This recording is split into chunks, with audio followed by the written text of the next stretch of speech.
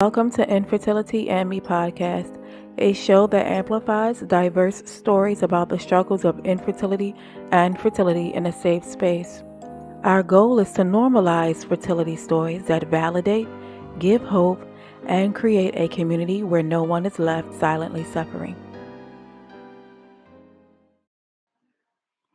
Thank you guys so much for being here with me. This is Infertility and Me podcast, and I am your host, Monique Farouk, your fertility friend, advocate, and women's health advocate and fertility bestie. Thank you guys so much for being here with me. Thank you for letting me be a part of your day, friend. So, today's episode, as you could tell from the title, we're talking about trying to conceive when you are religious or deeply spiritual within Catholicism, Christianity, Buddhism, Judaism, whatever your religious beliefs are, and how they contribute to how we navigate infertility and fertility struggles. And Dr. Anna Locke is actually a counselor, and she has been in the profession of counseling for more than 15 years. She holds a doctorate in counseling and is licensed professional counselor in multiple states and including Puerto Rico, which is her home country, and she is currently the owner of a Charlandra Counseling Services. It's a virtual infertility counseling center, and she is an assistant professor at Nyack College. Dr. Anna is also an active leader in the American Counseling Association and the author of Body Betrayal Living and Understanding Infertility, as well as her second book, An Introduction to 21st Century Counseling, a Multicultural and Social Justice Perspective. From her personal and clinical experience with infertility, Dr. Anna created the fertility clarity approach to infertility counseling. And Dr. Anna today is going to tell us a little bit about her story to momhood and then also give her thoughts about how we can navigate infertility and still and bring infertility and reproductive care and assistance together and bridging that gap that sometimes can leave us feeling overwhelmed, and how can we navigate infertility, and if I'm being punished by God, what can I do to increase my chances of trying to conceive and having that family that I desire. And so today, friends, you can expect to get clarity and its insight on how you personally can navigate infertility and fertility struggles when you are a deeply spiritual and or religious person, and more so religious, more than anything, because that seems to be the common denominator with a lot of couples and individuals, and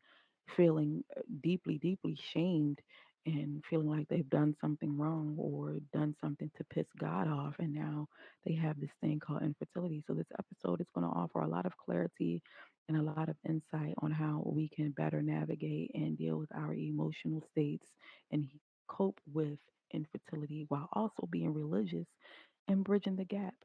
And Dr. Anna also offers some tips for religious organization leaders and how they can better serve their congregation who may be dealing with fertility struggles, and opening up those conversations with your congregation and or other leaders within your church or religious organization. So we'll be back in just a second, guys, with Dr. Anna.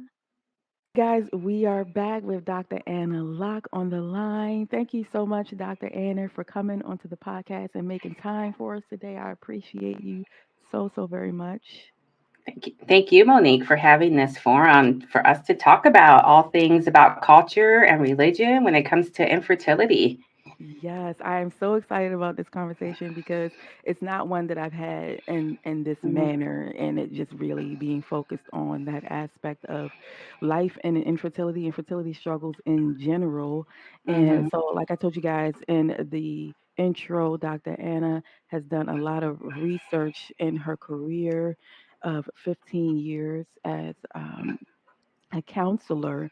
And Dr. Anna, so you have your own story with fertility struggles.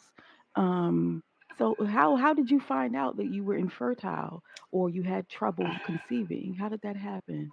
Yeah, so I do have my own story that I was blessed to actually write and publish in the book Body Betrayal. And I wrote that book to open doors of conversation within our communities of color because it's Mm-hmm. very stigmatized. And when I was writing the story, I was more scared that my parents were going to read it and not the public. Because my parents, I'm Puerto Rican, they didn't know my story. So I got later, I would say I was 28 already. And like a lot of us women, we postpone childbearing because of career. So I was getting my master's degree in counseling. I started a private practice. I was working in the field. And so having a baby was prevented for years. And then when I got married to my husband, who was also older, we both were ready to have a family. That was our priority. So I remember at my wedding, and I write about this in the book. I am Roman Catholic, so I had a traditional Roman Catholic wedding, and they played the Ave Maria song when I went to give bouquets to the Virgin Mary, and so that was, yeah, that That's was a big powerful. deal.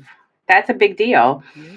It was like a public statement and a prayer to the Virgin Mary for fertility, for babies or a baby, especially in the Latina Catholic culture of get married and then have children, which I was following that path. And so I start with that story because that was where my pain, I guess, started because there was this hope of like, oh, I gave bouquet to the Virgin Mary. I'm married in a Catholic church. I'm walking out of the church, and my husband and I are going to start a family. And then month after month after month went by, and it was 1 year, and then 2 years, and then 3 years. So 3 years of trying to naturally conceive, we were not successful.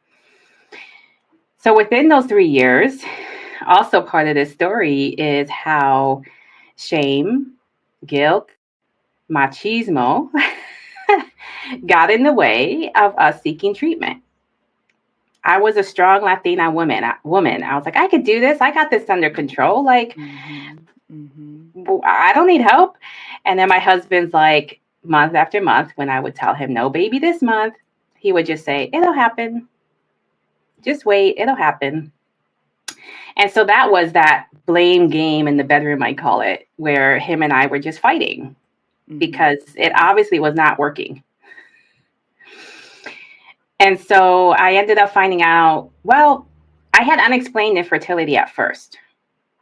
And so then we did IUIs. Well, finally, when my husband and I decided to go to the doctor, and we ended up in 3 different doctor's offices before we found the doctor.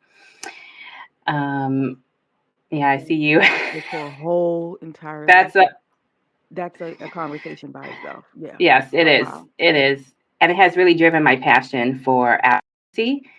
And like I said, that's another topic because of that experience. So, so yeah, I mean, we were 3 years trying to conceive, no success. Finally, my doctor, my gynecologist referred me to fertility specialist. We went through 3 doctors. And my husband, he had low sperm count, low sperm quality because he's type 1 diabetic. Okay. So that was the male factor. And the female factor for me, unexplained. So we did IUIs, no success. We did, and then luckily, our first round of IVF, we got pregnant. So we ended That's up, like that 1% in we you were, know it. now that I'm working in the field with women and couples, I mean, it's 2 times, 10 times, Mm, 20 mhm. rounds, right? So Yeah. I know my story is very, very unique in that regard to be blessed after one cycle. And so we implanted 2 at the time. 10 years ago, my doctor and I talked, and she's like, "Well, you got strong embryos. We could put in 1, or we could put in 2." And I was like, "Oh, I'm fine with twins. Let's go for 2." And when I had my C-section to give birth, that's when the doctors found out that I had endometriosis. So that was my infertility diagnosis. Right. And so then everything becomes clear. You Mhm. know, when you get the diagnosis of Mhm. a disease like that. Yeah. Mhm. Mm. So much frustration, but also so much hope too, because then you know that there's possibly a protocol Mhm. and a way to make things a little bit easier. Wow, wow, wow, wow. How early were your twins? They were 32 weeks. Okay, yeah, I'm a Yeah. preemie So mom too, so okay. I know how Yeah. that feels. Our little Oh, preemie warriors. yes, They were in yes. the hospital for a month, but came home and they're thriving. They're 9 years old now. So Wow. When you began having trouble trying to conceive, when did you start feeling like that shame was there mm, and it was you when you're self-assessing, you're like, I know this is coming from. When was that mm, moment when you were like, this has to be coming from moral, mm. cultural, religious beliefs? Yeah.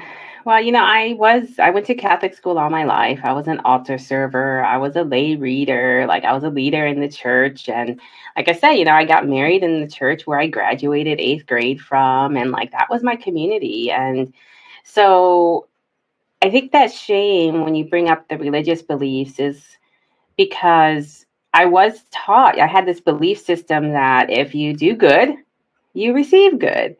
If you Hmm. pray, God provides. And that wasn't working. And so instead of blaming God because you have to be a good daughter to God, right? You love God. Hmm. I had to turn that anger somewhere. And I ended up internalizing it, right? Taking it on my shoulders, saying, well, I must be punished. Maybe I'm being punished because I had premarital sex. Or, I did have like HPV, which is a very common uh, infection that actually impacted my cervix. So I had a surgery to remove part of my cervix, which contributed to me having premature babies because I had a shortened cervix. So, you go through your history and you think, like, it must be my fault. I must have done something Hmm. wrong. Hmm. And because of that belief system of if I was a good Catholic school girl and did what God commanded, I should get what I want. And it can't be God's fault. I can't be angry at God. So what do I do with this feeling of being angry and disappointed? Hmm. And so it became shame. And when your family, well, my family, for those 3 years, well, especially after I got married, always ask, well, when are the kids coming? When are you Hmm. having kids? What are you guys waiting for? Don't you want kids? And you go to baby showers and you go to weddings and you go to family events and there's pregnant cousins everywhere. There's babies everywhere. And you're there like, I'm barren. I'm not pregnant. Like there's something wrong with me and Yeah. or my husband at that point. So yeah, I would say that's where that shame come from was I didn't give myself permission at the time, which is something I have learned to do now and I help clients do is to instead of internalize anger is to express that anger to God. Like God can handle all our emotions. So if you're angry at God, say, I'm angry, God. Why have you done this to me? What have I done? And that will be healing in itself to really just let it go from within and put it at the feet of God and say, I'm helpless. I need your help, right? And even if it is just starting with expressing that emotion and relieving yourself of that shame, that's going to be very, very emotionally helpful. And I see no matter what anyone's religion is, it's always this feels like you're letting God, source, however you call it, down. Yes. And like they're Mm-hmm. going to be disappointed in you that you can't Mm-hmm. be fruitful and multiply. You know what I mean? And Yes. twisting the word in the Bible and its verses or whatever your religious book is to feed into those negative emotions, right? Mm-hmm. Mm-hmm. And I resonate with that. And Mm-hmm. I wasn't necessarily always shamed, but I always had like it was like a feeling like I was letting my dad down. You know what I Mm, mean? Kind of a mhm. feeling. And then it Mhm. also felt like, oh, I just had it on the tip of my tongue. It also kind of felt like I was being punished, like you were just saying, Mhm. like I was being punished for clubbing too hard and taking birth control, Right? and stuff, All of that. right? Mhm. All of those things into one. Mhm. Oh wow. And when you started feeling like that, now did your husband, did he have the same belief systems as you? Yeah, no. So he's white American, and so his family, like his parents, didn't pressure him. Hmm. I mean, they already had some grandkids. My parents didn't have any grandkids, Okay. so I had the added pressure. I was the oldest of two. My younger brother, he has disability, so he's most likely not going to have children. So it was really left to me. It was left to me. And so I had that added pressure from my parents to make them grandparents. My husband, not so much, because his parents had grandkids, and being from the white American culture, they were just more respectful of those boundaries of just Mm-hmm. Mm-hmm. More not relaxed to about it, right? more relaxed. They weren't into Yeah. they considered it our private matter, so they just never really talked about, they never openly broached it with us. Yeah, really conservative, right? Yeah, and Yeah. conservative, right? So Hmm. he didn't have that. I mean, obviously, now we have conversations because I part of my work is also engaging men in the process, and him and I have conversations, and we also do podcasts and on this topic of him reflecting on the journey himself, and him basically telling men, like, if they're, you both are seeking the same goal, and sometimes you need help from a doctor to get there. And that doesn't make you less of a man. So support your wife, do it together, and go get the help that you need, because now he has the children that he's always wanted and yearned for. So, yeah, so we had different cultural experiences in that regard. Yeah. I think Mm-hmm. in brown communities there's a really big emphasis on the patriarchy Mm-hmm. Mm-hmm. and the men making it happen, right? Yep. And that plays a big part of how they react and what they're willing Mm-hmm. to do and not do in these instances. And it just takes a long time to break them down.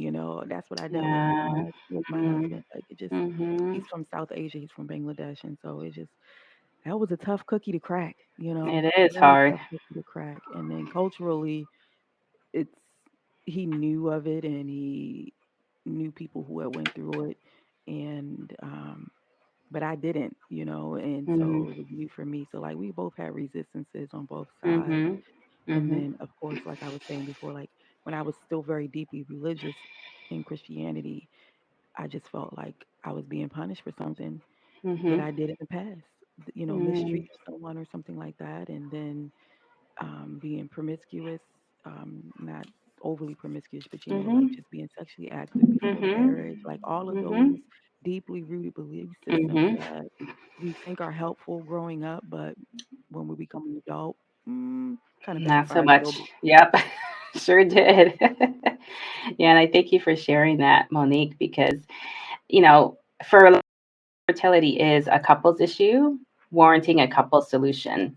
Right. And so you need both people, and we both have our resistances. I got to the point of desperation where I was like, I just want to have my baby, and I got over the shame and the guilt. I guess I still had it, but I was able to go into the medical treatment and do what I had to do. But then my husband, he now can share, and I've learned this too through my experience, is I know men's sense of masculinity is tied to their sperm and to Yeah. their ability to impregnate and to have good sperm and have many kids. I always say, like in the Latinx community, that image of Zorro, right? The Yeah. sexy, they can look at you and they get you pregnant. Yes. Yes. And so a lot of couples are facing that, where the man is just like, what it comes down to is fear, right? They fear hearing the news that there's something wrong with them medically, because that's so tied into their internal representation of their male identity. So if there's something wrong with my sperm, I'm not man enough. There's something wrong with me. I mean, I've talked to men who were willing to divorce their wives so their wives can find a man to have a child with. Right. And then the wife is like, I married you, not for your sperm. I mean, yes, I want to have a baby with you, but I love you. Right. And they were able to, thank God, find a way to conceive. Hmm. And you said something earlier that stuck out too, which was you just got to the point of desperation where whatever core belief systems you had didn't matter Hmm. anymore. No. And so when you got to that point, Hmm.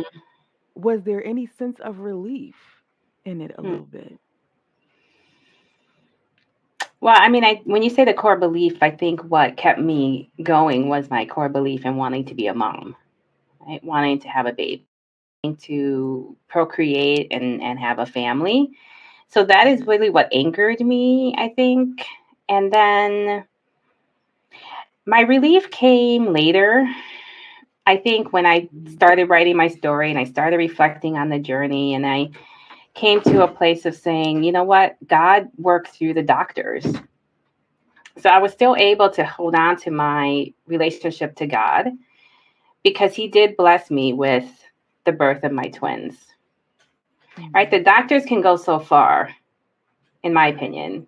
It's Right. really that miracle of life from the higher power or the source, whatever we believe it to be, that makes that baby a reality. So medicine and God joined for me. And I think that was my relief of like, I kind of Bridging have that both gap. worlds, bridging that gap. Yeah. Yeah. Yeah, I think a lot of people are starting to Hmm. realize that more now too, especially Hmm. for those who are devout Christians, Catholics, whatever the religion may be. I think people are finding it in their own way, and then with the help of counselors and doctors like yourself, who help Yeah. them to make that connection and the intersectionality, I guess, also Hmm. with religion and fertility struggles and procreation, because it Hmm. is such a big deal in most religions. Hmm. It's procreating and procreating for the cause. Yes, right. And, you know, Uh-huh. Uh-huh. Make a bigger church. Yep. yes, yes, yes, in house. We're Yeah. able to make it Yeah. bigger on our own. Right. Wow, that's really eye And opening. yeah, and what I also find out, and research verifies this, is that most times the religious leaders are supportive of fertility treatments. So religion doesn't serve as a barrier in the extent that, like, somebody tells me, oh no, my religious beliefs do not allow for fertility treatments or going through that process. Usually, what I'm Mhm. hearing is no, when I do talk about it, their religious leaders are supportive. And they do have scripture or belief systems that support using fertility treatments. And what's more so the barrier is that lack of access or lack of information, Right. and the shame and the isolation that also stops you from accessing treatment. So that's more of those areas where we can, as helping professionals, make a difference by having these conversations so that people can say, oh, okay, Dr. Anna did it. Maybe I can do it too. Or maybe I could Right. talk to my doctor about this. Or I could Right. talk to my priest about this. It's okay to. Right? It gives them permission. Yeah, I think that's what a Hmm. lot of people are feeling like they're looking for an approval, Hmm. confirmation, that sort of a thing. Hmm. And I wanted to ask and bring up when you were speaking, it triggered the thought that basically what you just said, and then also it just triggered a thought of, well, how can we moving forward, how can we find a way to help religious leaders um, support Hmm. those members of their churches who are having fertility struggles, and then just opening that conversation, because I think the, the religious leaders are like fathers figures to most Hmm. people, right? Hmm. And so they're looking for that. Mhm. Well, daddy approved. That means I'm good to go. Like I remember little Yes. girl getting that approval from dad and mom, and Uh-huh. sometimes like dad would weigh more than mom sometimes, Right. Uh-huh. and Agreed. it's and because we feel like our, I guess because fathers just have this more of a energy or vibe of like judgment and not wanting to disappoint. Again, going back to not wanting to Mhm. disappoint, and so I wonder if there's a way we can help religious organizations and their Mhm. leaders open the conversation with their members. Yeah, and there actually was a black pastor who wrote her story, and I'm not going to remember the name in the book, but I could find it and get it to you, Monique. And she's really, that's her passion, is in the religious communities to provide that information. So she's a black pastor who suffered from infertility, and she Mhm. had her own journey. And so she writes about it from that perspective. And I think the biggest thing, and the same with mental health, is the response a lot of times that your pastors give you is pray harder, pray more, Right, or right. fast. Do something religiously based to cure you from mental health or infertility. And it comes down to the validation or the understanding for pastors to be able to say, yes, we're going to pray and fast, and you're going to go see a doctor, or you're going to go Mhm. see a mental health counselor, because you need all of that. You need all of that to heal and move forward with your goal. They're not mutually exclusive. So I think that would be the biggest message for our religious leaders is like, yes, you can work in tandem with medical doctors, with mental health professionals to help your congregation heal through whatever pain they're going through. Had you ever had conversations with your leader in your church about fertility? Did I? It's a good question. I mean, I moved from Chicago to New Jersey after I got married. So I was Catholic in Chicago, and then when I got here, I ended up going to my husband's church, which is Protestant. So I consider myself Christian now. And trying to remember, I'm gonna have to ask my husband if we went to talk to our pastor. I think we did, maybe once or twice. I think we did. Um, it must have not been remarkable enough for me to remember. That's exactly right. Yeah, I don't Yeah. think. There's no Other, nostalgia there. Yeah. yeah, no. Other than I think it was just lots of tears, and I think Mhm. it was more so of my husband and I trying to go to the pastor so that my husband and I can join forces, because it was at that battling phase where I wanted to seek help and he didn't. So I think that's when we saw the pastor. So I'm gonna have to ask him about that and see. But again, I think I was just so isolating that I didn't get help from my religious leaders either. I want to tell you guys about Infertile Teas. Infertile Teas was created by Marilyn Gomez, who is an IVF survivor, mom to her one and only. Infertile Teas sells graphic teas made with the silent sufferer and infertility warrior in mind. Their graphic teas, hats, socks, masks, and a plethora of other goods are created and curated with you in mind to tell your story your own way. You guys, I really love Infertile Teas because the quality of the shirts are fan freaking tastic. They're soft and they feel great against your skin. The designs are very beautiful. Marilyn designs all of the graphics herself, and she also draws those graphics. So she's an all around creative badass, you guys. To check out Infertile Teas. And when you do, when you find that special item that showcases you while also advocating for infertility and or miscarriage awareness, use code IAM15 to get a discount on your purchase. You guys will not regret it. Check out infertilities.com for your infertility advocacy awareness products. What I'm Mhm. also hearing too from you is that, there's this component of acceptance, you know, Mm-hmm.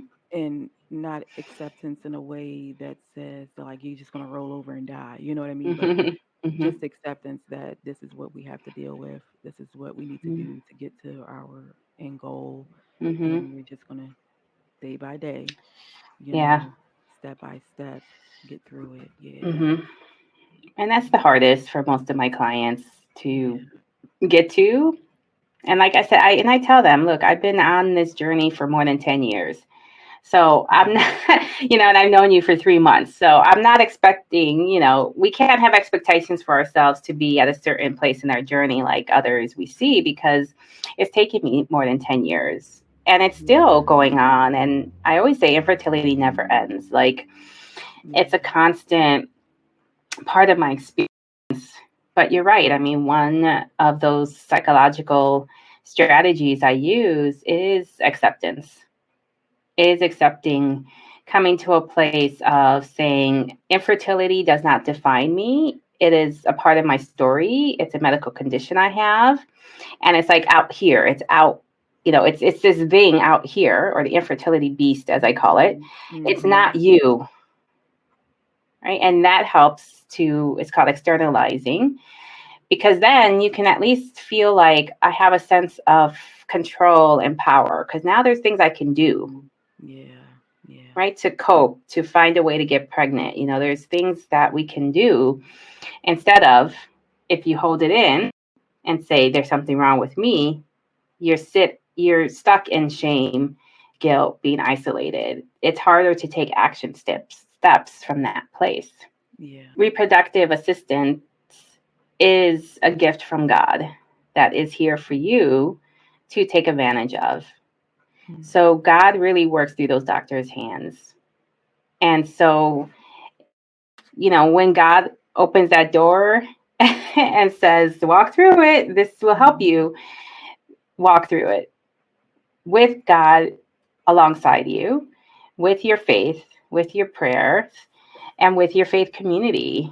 And sometimes, when you're on the journey, there's moments when there may be people who are in your community who don't understand it yet, don't. Right.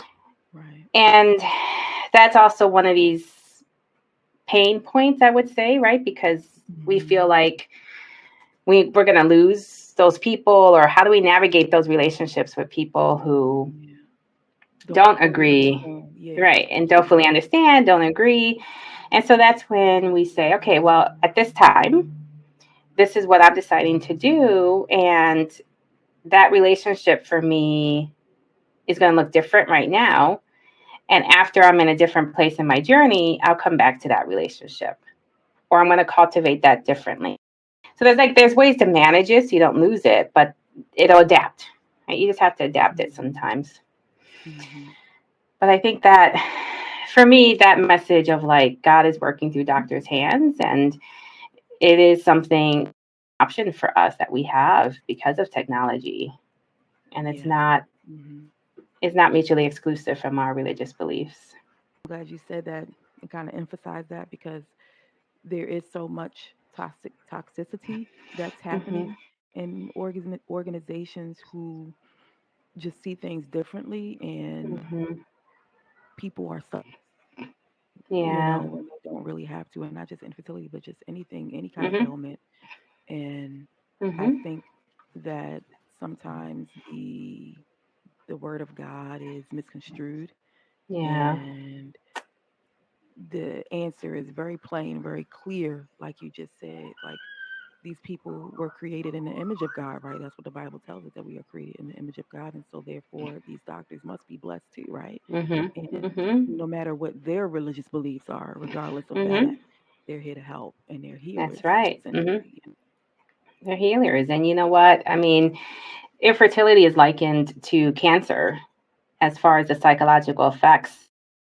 The cancer diagnosis, that pain, the stress level, the anxiety, the depression, like that all is similar to when someone gets a cancer diagnosis. So when you think of it that way, and I do like to also emphasize how infertility is a medical diagnosis.